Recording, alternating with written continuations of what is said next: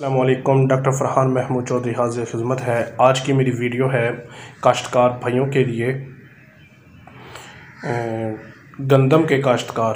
ان کے لیے میری ویڈیو ہے کہ 5 فروری سے 20 فروری کے درمیان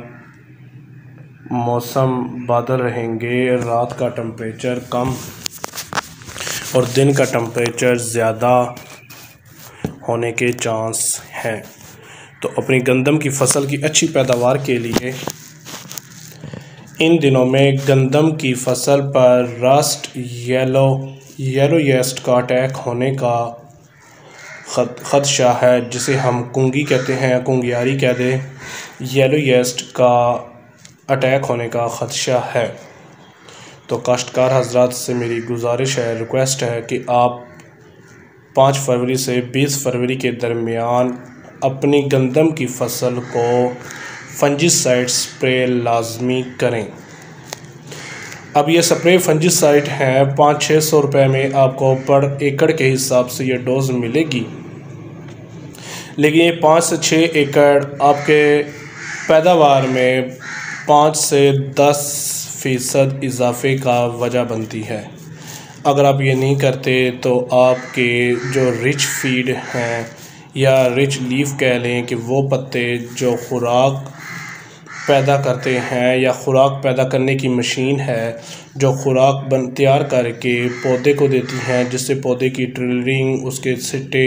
اس میں جو دانہ ہے، پھل ہے، اس کی حفاظت کرتی ہے، اس پر فنجی سائٹ کا اٹیک کافی زیادہ آ جاتا ہے، کیونکہ رات کو نمی کی وجہ سے نمی زیادہ ہوتی ہے، دن میں ٹمپریچر ہائی ہو جاتا ہے، یا پھر بادل ہو جائیں،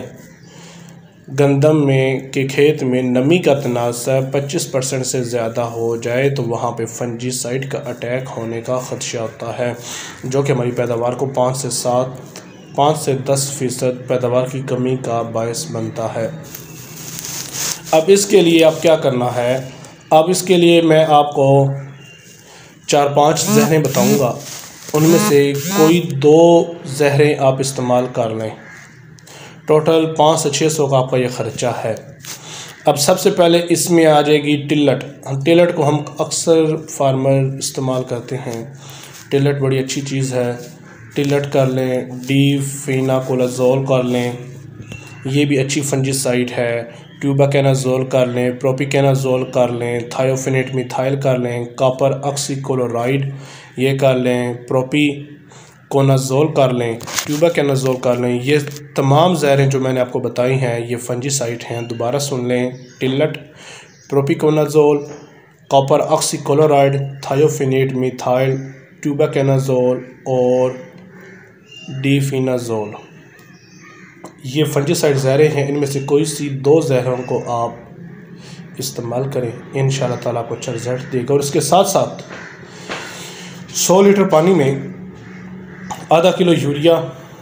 وہ بھی ساتھ مکس کر کے سپرے کریں، کیونکہ آپ نے سپرے تو کرنی ہے، سپرے والے نے 250 روپے یا 300 روپے یا آپ خود کر رہے ہیں،